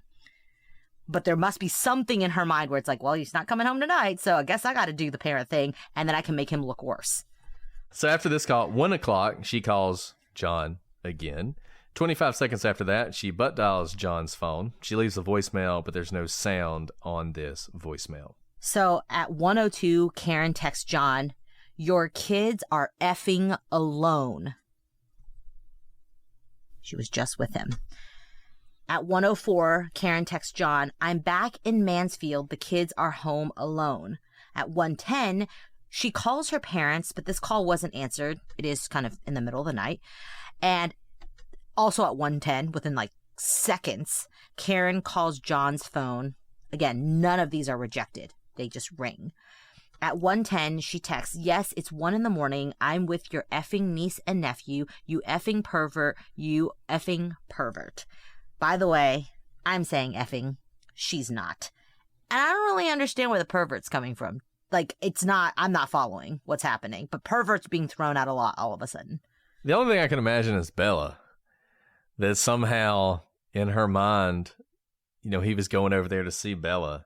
And that's why Bella's street came up. Or maybe the fact that it was referred to as Bella's house somehow triggered her to think he was doing something with Bella. I mean, I don't know. But that's a really good point, because it does kind of, if you're just reading the text messages, it seems to come out of nowhere.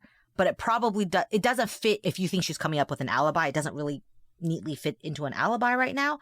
But if they were having a really heated fight ahead of time where she was using the term pervert, being texted a pervert later on would fit into that whole stream of conversation, and it would make sense to him. And look, this is all really important. Why are we going through this? One of the things people always ask, think back to Murdaugh. Why would he do that to his kids? You know, what is the motive? What would drive a man to do that? What would drive a woman to smash the gas and back into her boyfriend at 24 miles an hour? Rage. You've got to be really mad.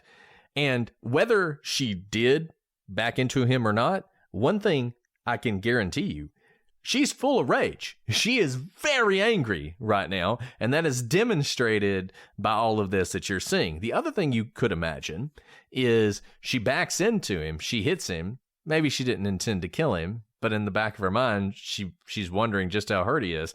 And so she keeps calling him because she really wants him to answer the phone. Because if he answers the phone, then he's fine, and she can just yell at him. But instead, if he's ignoring her, she's trying to bait him into responding to prove that he's okay, that she didn't actually, just hit him and leave him there in the snow to die. And that's why she's doing all this. Well, these calls continue. Takes a lot of calls to get to more than 50 calls, you guys. So at 1:12, she calls John's phone. 1:12, again, she calls him. 1:13, she calls him. 1:14, she calls him. 1:14, she calls him. 1:16, she calls him. 1:16, she calls him. At 1:17, John's phone gets a voicemail. And it's from Karen, and it says, John, I'm going home. I cannot babysit your niece. I need to go home. You are effing using me right now. You are effing another girl. Kaylee's sleeping next to me. You're an effing loser. F yourself. At 1:18, she calls him again, because it's not enough to yell at him. I mean, these truly, and by the way, these are all separate exhibits as they have to be in trial. As you can see, this is not a call, wait.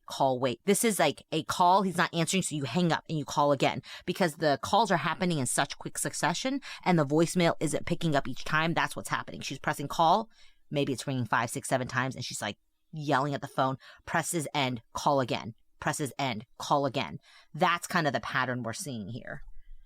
So now we have a break, which is either her passing out or going to sleep, or maybe there's just a break in the call records. I don't know. But around 4:30, this is the time that John's niece will say she was woken up by Karen. She testifies that Karen shook her, she left, she came back, and she told her to call John. She was pacing down the hallway, asking what could have happened. She said something along the lines of, maybe I did something, and maybe a snowplow hit him, which this is at 4:30 in the morning. And she's going to, remember, she drops him off at a party. But at 4:30 in the morning, with no reason to think this, she's already gone to, maybe I did something, or maybe a snowplow hit him. Like, how convenient that his body just so happens to end up outside in the snow when at 4:30, Karen is already suggesting that that's exactly what happened. At 4:38, she calls John. 34 seconds later, she calls John. 4:39, she calls John. At 4:40, she calls her parents, which these calls to her parents are interesting. Why is she calling her parents? At 4:40, after her parents don't answer the phone, she calls John. At 4:42, she calls John. At 4:42, after John doesn't answer, she calls her parents. And this time, the phone is answered, though we don't know exactly what is said.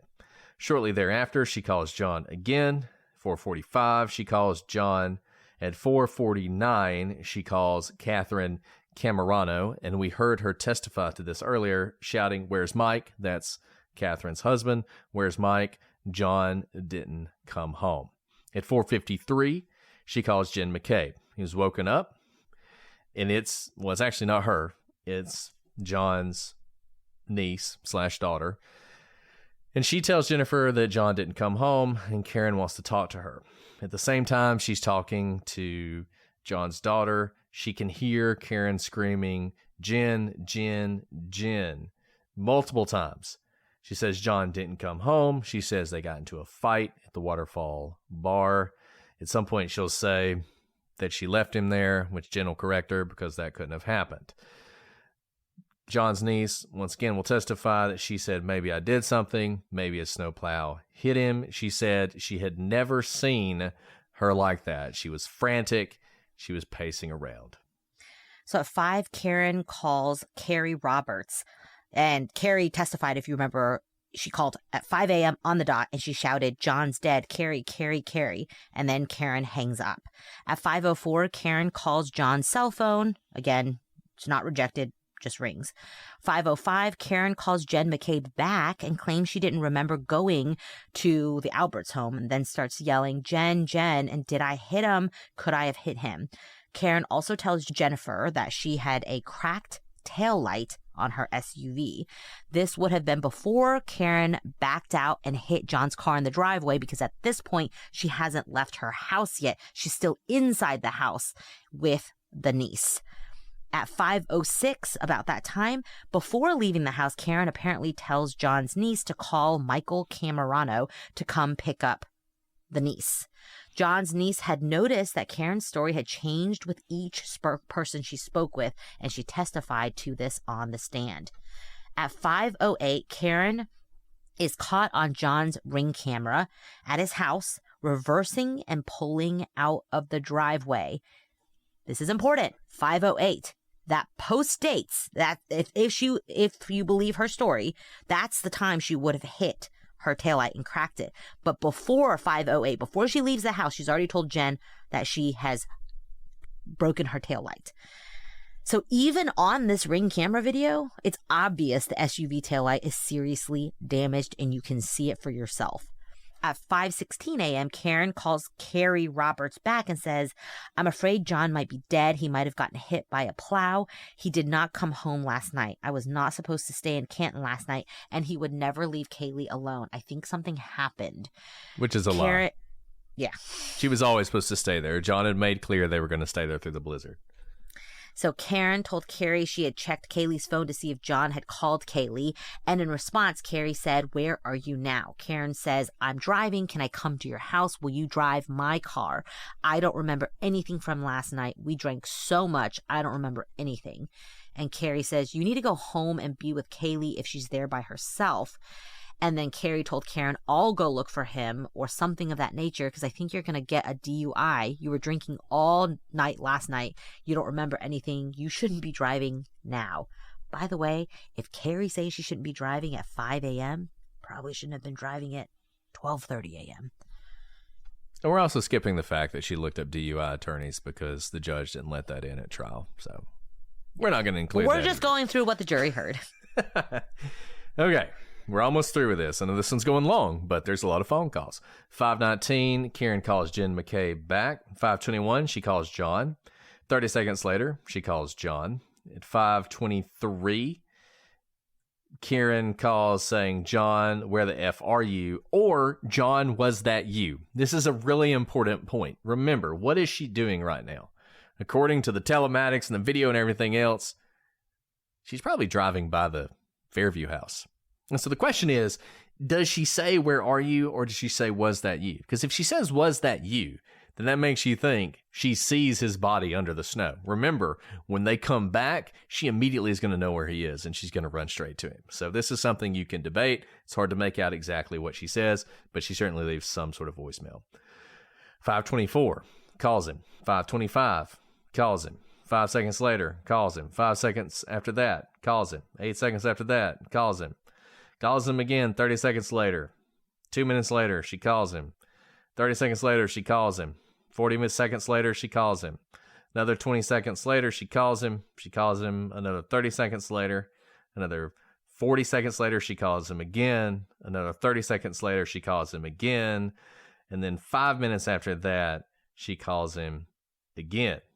At 6:03, she calls John's phone once again, and this time she lets it go to voicemail. And importantly, this is an important call to allow to go to voicemail because this is the call that's going to capture them finding John's body.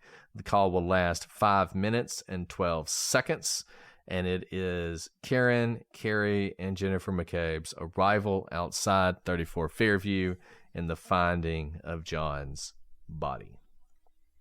So the witness is going through all of this as you need to enter it into evidence. And after finishing going through all of these messages and these calls, Guarino debunks a few of the defense theories, including that John's health monitor showed him going up 3 flights of stairs that night. Do you remember that? The whole flights of stairs, despite there only being, by the way, 2 flights of stairs in the Fairview home. The defense posits that this proved John was in the house because there's no way his health monitor would have shown him going up and down 3 flights of stairs.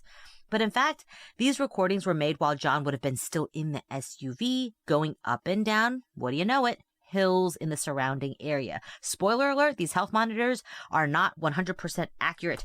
Brett and I worked in an office where they had like a walking challenge. You know, if you walked the most pedometer, then you win. You know what the person who won did? Did this all day. Shook his wrist. Did he walk? No. And guess what? He won because it looked like he walked a ton.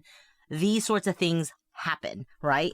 And what he was saying was that he couldn't have walked those flights of stairs because he was still in the car. But you know what looks like 3 flights? The hills and the kind of descent and ascent that is shown in going up and down those hills. So really what we're seeing is the phone just shows the vehicle passing Fairview before turning around and coming back. Now, according to the location data, John arrived at the Alberts home at 12:24 a.m. From that point forward, his location data pings inside the house for 3 seconds, but otherwise it shows John's location as outside the home.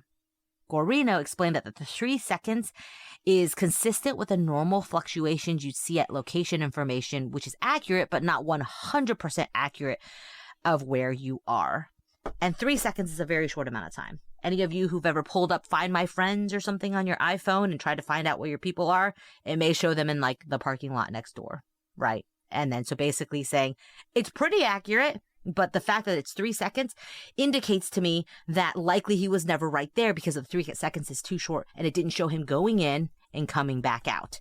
And that you would expect to see something like this and this amount of kind of variation in the location data, even in the most accurate of data.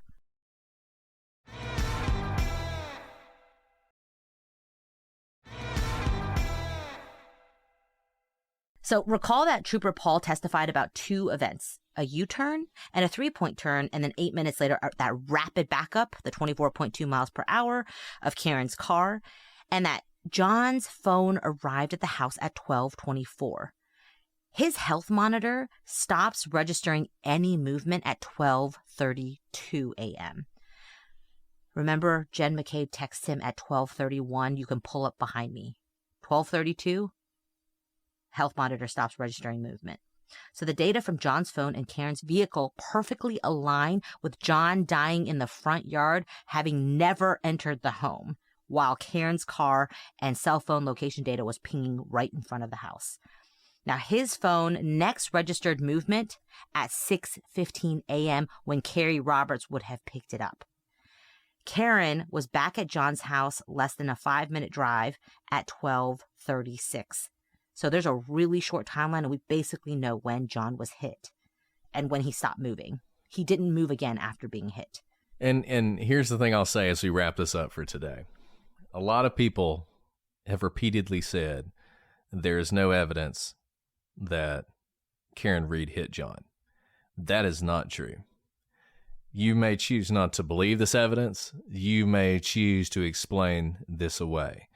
But what you have is a lot of different data aligning with her hitting him at around 12:32, and a minute later, starting the flurry of angry calls that she made for the next several hours. And then the next morning, the first thing she's saying to people is she's afraid she hit him. That's what you have. Not to mention the broken taillight, not to mention the DNA, not to mention the hair, not to mention the taillight in John's clothes. So you can disagree with that. You can choose to believe something else happened. But what you can't say is that there's no evidence here, or that the prosecution didn't present any evidence. Could the prosecution have done a better job? Could they have presented this earlier? Absolutely. Do I wish they had have? Absolutely. But this is not a case where there's no evidence that the person accused of the crime committed the crime. And that's a great point. This is all in the record. We talked about like your attention span and storytelling. Technically on the record, it doesn't matter, right? Storytelling or when things come in. If it's in the record, it's in the record. This is 100% in the record. This is the evidence presented at trial. So when you're looking at like legal motions, whether, the elements had been met, whether the prosecution had presented their case, this is all in there. What we were criticizing earlier was like whether it was received by real human beings who aren't reading a cold record like an appellate court would be, and whether they have understood basically the storytelling from the prosecution. So we're almost at the end. The prosecution has a couple more witnesses, which I'm not really sure why, frankly. Those witnesses should have been a lot earlier. They should have ended with this, I think. But we got a few short witnesses on their part. Then we have some defense witnesses, and then we're going to wrap this case up. So the next episode will be the last episode in this case. This one's been a long one, so you got a little bit of a bonus here. So congratulations. We want to hear what you think about this case. You have not been shy. Continue to let us know. The gallery is hopping. Email us, prosecutorspod@gmail.com, at prosecutorspod for all your social media. The gallery is our Facebook page. It's a fan-run Facebook page. If you're not a member, go there, join it. You can debate this until the end of time. And trust me, if you've seen the gallery lately, one thing we certainly allow is divergent opinions. You do not have to agree with us to post in the gallery, so check that out. Alice, we've been going for a long time, so I'm not going to do a question today. I do want to say one thing, if you'll indulge me for a moment. As we are recording this, this podcast has been a little bit of a time capsule for various events throughout the history of it. We started with COVID, and a couple days ago, there was an assassination attempt on the past president and current candidate for president, Donald Trump. And just one thing I want to say that I think that highlights and that this case has highlighted, people are so angry right now and everything that people are divided over, they get so angry and they tend to express their division in hatred and in believing that people who disagree with them are evil. And when you start talking about people as evil, and when you start expressing yourself in that way, it's very easy to stop thinking of each other as fellow human beings who deserve respect and, I don't know, life. And I think we see this across the spectrum. It's not just true crime. It's not just politics. It's everything that happens in our society. And I would hope that we can take a moment and just step back a little bit. I know people are passionate about this case. I know they are. I've seen it. But you can disagree with each other and still be friends. You can disagree with each other and still like this podcast. You can still listen to us, even if you think we're completely wrong in this case. And we all have to start moving in that direction and start viewing things that way, or what we saw over the weekend is going to become more and more common. And I don't think that's what any of us want. We don't want our society descending into violence and chaos. That is so much more dangerous than a view you disagree with or a person you don't like. If there's something that's going to tear us apart, it's going to be when we as a people start viewing the people we disagree with as less than human. That is when things are dangerous. So I hope we can take just a moment in the midst of all this insanity to remember that simple truth. So much more unites us than divides us. And I would like to think those of you who listen to this podcast believe that. Thanks for saying that, Brett. I appreciate it. My heart was heavy even as we started to record today. And there isn't much more I can add to that other than I agree with you wholeheartedly, which is that this is something we've talked about a lot, which is that rhetoric matters. Even if you're thinking you're being hyperbolic or no one would take you seriously, using language like evil or calling others in a Karen Reed case or in political campaign season, really any time you use rhetoric that dehumanizes anyone else is going to do harm. It erodes away at yourself, even if you yourself think you're being hyperbolic. And even worse, those who listen around you, maybe those who don't understand hyperboles, will pick up arms, quite literally, and take action because they take your words at face value. Words have meaning. Words are important. You have the ability to use words. Use them responsibly. Please use them responsibly when talking about this case, when talking about victims, when talking about theories and people that you disagree with. We know you guys want to, and you strive to. Thank you for giving us a platform to be able to talk about these types of issues, whether it be, the Karen Reed case or another case that just strikes iron hot in people's eyes and hearts. But you can feel passionately about things without crossing the line into dehumanizing the other side. So thank you. Thank you, guys. And thank you, Brett, for bringing that up. Well, all right. Well, we'll be back with the last episode in this series next week. But until then, I'm Brett. And I'm Alice. And we are the prosecutors.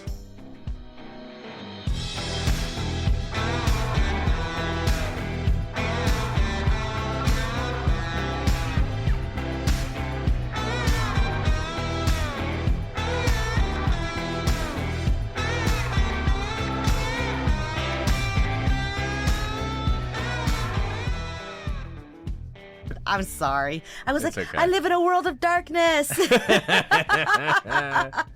about that. It was a me problem. That would have been a fun episode if we'd recorded it without being able to like hear each lip other. Well, I could reading? hear you. Like But, lip yeah. reading. Can I share a oh, that doesn't look good. I am like, we need a doctor in the chat. I am like quite sure that my oldest son broke my toe tonight. Ow! It's currently swollen twice the size. Ow! That's a good sign.